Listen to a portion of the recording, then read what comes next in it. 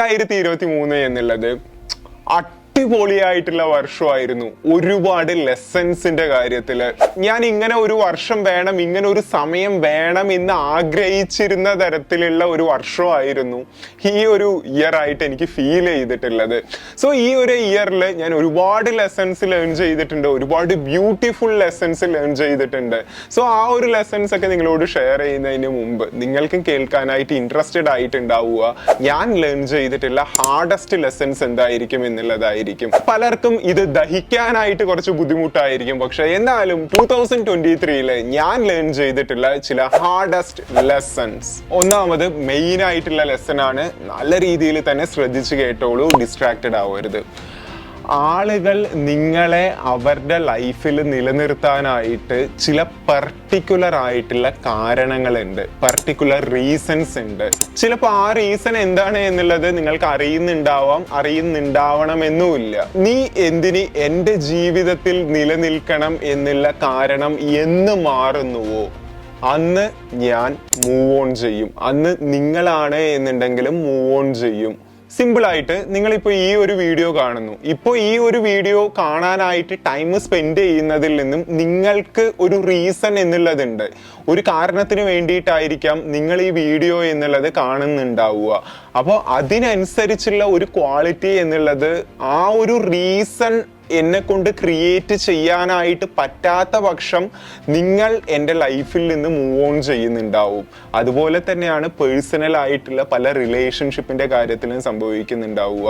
അത് നിങ്ങൾക്ക് അറിയുന്നുണ്ടെങ്കിലും ഇല്ല എന്നുണ്ടെങ്കിലും നിങ്ങളുടെ ലൈഫിൽ ഇപ്പോൾ നിലനിൽക്കുന്ന ഭൂരിഭാഗം വ്യക്തികളും നിങ്ങളുടെ ലൈഫിൽ നിലനിൽക്കാനായിട്ട് ഒരു റീസൺ ഉണ്ടാവും. ആ റീസൺ എന്ന് മാറുന്നുവോ അന്ന് അവർ നിങ്ങളെ വിട്ട് പോകുന്നുണ്ടാവും.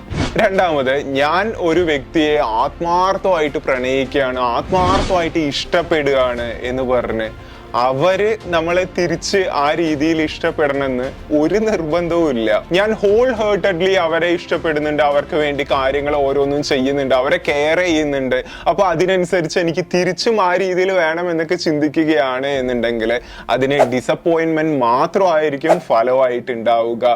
മൂന്നാമത്, ഈ പറയുന്നത് കൂടുതലും റിലേഷൻഷിപ്പ്, ബന്ധങ്ങൾ റിലേറ്റഡ് ആയിട്ടുള്ള കാര്യങ്ങളാണ് കേട്ടോ. ബാക്കിയുള്ളത് നമുക്ക് വേറൊരു വീഡിയോയിൽ ഷെയർ ചെയ്യുന്ന പോലെ ചെയ്യാം. നമ്മൾ പലരുടെ അടുത്തും പറയുന്നുണ്ട്, ഞാൻ എപ്പോഴും നിനക്ക് വേണ്ടി, നിന്റെ കൂടെ ഞാൻ എപ്പോഴും ഉണ്ടാവും, നിന്റെ മുൻപിൽ ഞാൻ എപ്പോഴും നിൽക്കും എന്നുള്ള രീതിയിലൊക്കെ പറയുന്നുണ്ടാവും. സോ ഈ രീതിയിൽ പറയുകയാണ് എന്നുണ്ടെങ്കിൽ നമ്മൾ അവിടെ ഒരു മോസ്റ്റ്ലി ആ പറയുന്നത് കള്ളമായിരിക്കാനുള്ള പോസിബിലിറ്റിയാണ് കൂടുതലായിട്ട് ഉണ്ടാവുക. കാരണം നിങ്ങളാണ് എന്നുണ്ടെങ്കിലും ഞാനാണ് എന്നുണ്ടെങ്കിലും ചേഞ്ച് ആവുന്നുണ്ടാവും, ഡേ ബൈ ഡേ മാറുന്നുണ്ടാവും.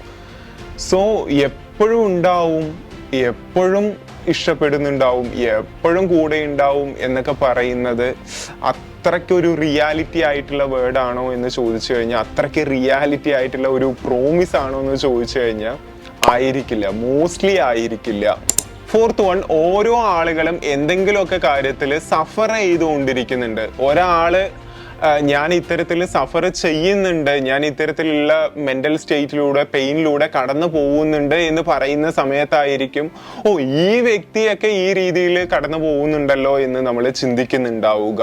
ഞാൻ ഒരു സമയത്ത് ഇവരൊക്കെ അടിപൊളിയായിരിക്കും, ഇവരുടെ ലൈഫൊക്കെ സൂപ്പർ ആയിരിക്കും, ഇവരൊക്കെ അത്രയും ഹാപ്പി ആയിട്ടുള്ള ലൈഫായിരിക്കും ജീവിച്ചുകൊണ്ടിരിക്കുന്നത് എന്ന് വിചാരിച്ചിരുന്ന പല ആളുകളും ഞാൻ ആ ഒരു ലെവലിൽ വന്ന് അവരെ കാണുന്ന സമയത്തും അവരുടെ കാര്യങ്ങൾ കേൾക്കുന്ന സമയത്തും അവരും പല സഫറിങ്സിലൂടെ കടന്നു പോകുന്നുണ്ട് എന്നുള്ളതാണ് മനസ്സിലാക്കാനായിട്ട് സാധിച്ചിട്ടുള്ളത്.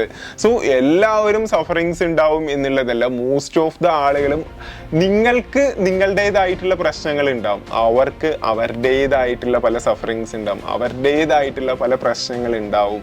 പലരോടുമൊക്കെ നമ്മൾ പേഴ്സണലി ഇന്ററാക്ട് ചെയ്യുന്ന സമയത്തായിരിക്കും ആ ഒരു കാര്യം എന്നുള്ളത് തന്നെ അറിയുന്നുണ്ടാവുക. Next one, saving money is worth. അതായത് നമ്മൾ തന്നെ നമ്മളുടെ പല വീഡിയോസിലും പറയാറുള്ള ഒരു കാര്യമായിരുന്നു നമ്മൾ എമൗണ്ട് എന്നുള്ളത് ഇൻവെസ്റ്റ് ചെയ്യണം എന്നുള്ള കാര്യം. നമ്മളുടെ എല്ലാ എമൗണ്ടും കൊണ്ടുപോയിട്ട് നമ്മൾ ഒരു കാര്യത്തിൽ ഇൻവെസ്റ്റ് ചെയ്യുക എന്നുള്ളത് മാത്രമല്ലാതെ ഒരു നിശ്ചിതമായിട്ടുള്ള ഒരു എമൗണ്ട്, ഒരു പെർസെൻറ്റേജ് എന്നുള്ളത് നമ്മളുടെ ഫ്യൂച്ചറിന് വേണ്ടിയിട്ടും ചിലപ്പോൾ അത്യാവശ്യമായിട്ടായിരിക്കും, നമ്മൾ പോലും പ്രതീക്ഷിക്കാതെ ആയിരിക്കും പല സാഹചര്യങ്ങൾ നമ്മളിലേക്ക് കടന്നു വരുന്നുണ്ടാവുക. സോ ഇൻവെസ്റ്റ് ചെയ്യുന്നതിൻ്റെ കൂടെ തന്നെ ഒരു എമൗണ്ട് എന്നുള്ളത് എന്തായാലും സേവ് ചെയ്ത് വെക്കുക കംപ്ലീറ്റ്ലി ഓർത്തായിട്ടുള്ള കാര്യമായിരിക്കും. അതുപോലെ തന്നെ ഒരു ലെവലിലേക്ക് എത്തുക എന്നുള്ളത് ഓക്കെയാണ്, പരിശ്രമിച്ചു കഴിഞ്ഞാൽ സാധിക്കുന്നുണ്ടാവും ഒരു കൺസിസ്റ്റന്റ് ആയിട്ടുള്ള പരിശ്രമത്തിലൂടെ. അതിനേക്കാളും ഹാർഡായിട്ടുള്ള ഒരു കാര്യമാണ് ആ ഒരു ലെവലിൽ മെയിൻറ്റെയിൻ ആവുക എന്നുള്ളത്, അല്ലെങ്കിൽ അതിനേക്കാളും ഉയരത്തിലേക്ക് പോയി അതിൽ മെയിൻറ്റെയിൻ ആവുക എന്നുള്ളത് അതിനേക്കാളും ഹാർഡായിട്ടുള്ള ഒരു കാര്യമാണ്. കാരണം നമുക്ക് ഒന്നും ഇല്ലാതിരിക്കുന്ന സമയത്ത് നമുക്കൊരു പെയിൻ പോയിന്റ് എന്നുള്ളത് ഉണ്ടാവും. ആ ഒരു പെയിൻ പോയിന്റിന്റെ അടിസ്ഥാനത്തിലായിരിക്കും നമ്മൾ പല വർക്കുകളും പല കാര്യങ്ങളും ഹാർഡ് വർക്ക് കാര്യങ്ങളൊക്കെ ചെയ്യുന്നുണ്ടാവുക. പക്ഷെ നമ്മൾ ഒരു ലെവലിലേക്ക് എത്തുന്ന സമയത്ത് നമുക്ക് നമ്മളുടെ ലൈഫിൽ ഒരു കംഫേർട്ട് എന്നുള്ളത് വരാൻ തുടങ്ങുന്നുണ്ടാവും. അതായത് നമുക്ക് ഒരു നല്ലൊരു എമൗണ്ട് എന്നുള്ളത് വരുന്നുണ്ടാവും, വീടുണ്ടാവും, കാറുണ്ടാവും, പല ആളുകളും നമ്മളെ റെസ്പെക്ട് ചെയ്യുന്നുണ്ടാവും.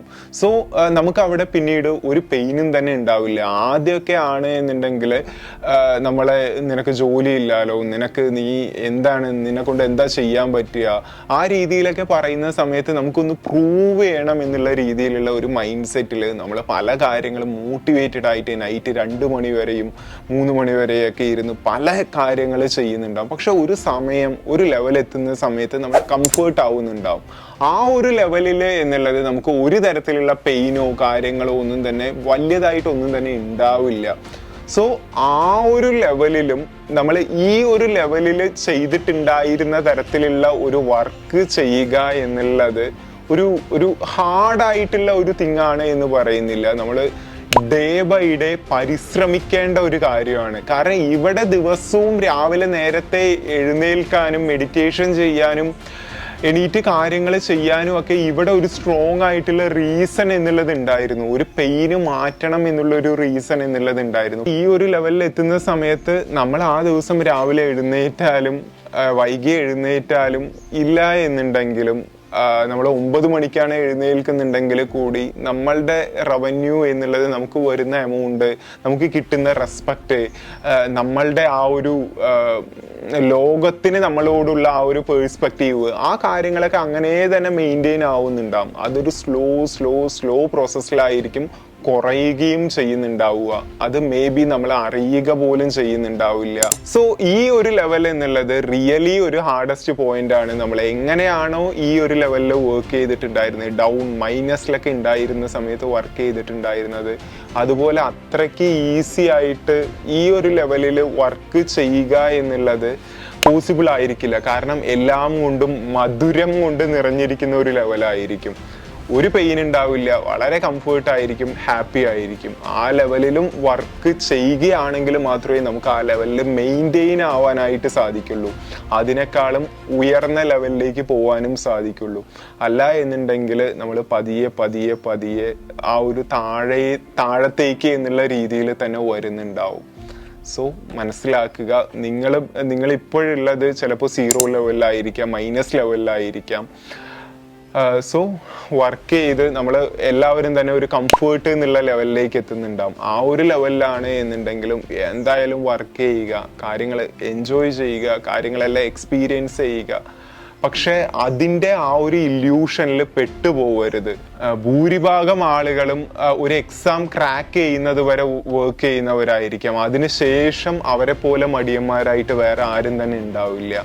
സോ നിങ്ങളുടെ ലൈഫിൽ ഇത്തരത്തിലുള്ള സെൽഫ് ഇംപ്രൂവ്മെന്റ് വീഡിയോസ് കാണുന്നുണ്ട് എന്നുണ്ടെങ്കിൽ നിങ്ങളുടെ ലൈഫ് പർപ്പസ് എന്നുള്ളത്, നിങ്ങളുടെ ലൈഫിൽ കാണുന്ന ഒരു കാര്യം എന്നുള്ളത് ഒരു ഹോൾ ഇംപ്രൂവ്മെന്റ് എന്നുള്ള ഒരു ഗ്രാഫ് ആയിരിക്കും നിങ്ങൾ കാണുന്നുണ്ടാവുക. പക്ഷെ അത് ചില സ്ഥലങ്ങളിൽ എത്തുന്ന സമയത്ത് സ്റ്റക്ക് ആവുന്നുണ്ടാവും. ചില സ്ഥലങ്ങളിൽ എത്തുന്ന സമയത്ത് വേണോ വേണ്ടയോ എന്നുള്ളതൊക്കെ ചിന്തിക്കുന്നുണ്ടാവും.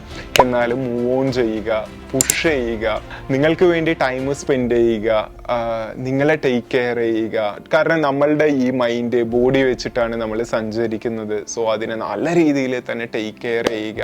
അങ്ങനെയാണെന്നുണ്ടെങ്കിൽ നമുക്ക് അങ്ങോട്ടുള്ള ജേണി എന്നുള്ളതും നല്ല രീതിയിൽ കൊണ്ടുപോകാനായിട്ട് പറ്റുന്നുണ്ടാവും. സോ ഇത്രയും കാര്യങ്ങളാണ് ഒരു ബേസിക് ആയിട്ട് നിങ്ങളോട് പറയണം എന്ന് വിചാരിച്ചത്. ഇതിൽ നിങ്ങളെ സ്ട്രൈക്ക് ചെയ്ത ലെസൺ ഏതാണ് എന്നുള്ളത് താഴെ കമൻറ്റിൽ അറിയിക്കുക. ഞാൻ കമൻറ്റ് ചെക്ക് ചെയ്യുന്നുണ്ടാവും. ഫർദറായിട്ടും കുറച്ച് ലെസൺസ് കൂടി ഷെയർ ചെയ്യാനായിട്ടുണ്ട്. അത് നമ്മളുടെ അടുത്ത വീഡിയോയിൽ ഷെയർ ചെയ്യുന്നുണ്ടാവും. Thank you so much for watching. It's me Akshay. Stay grounded. Bye all.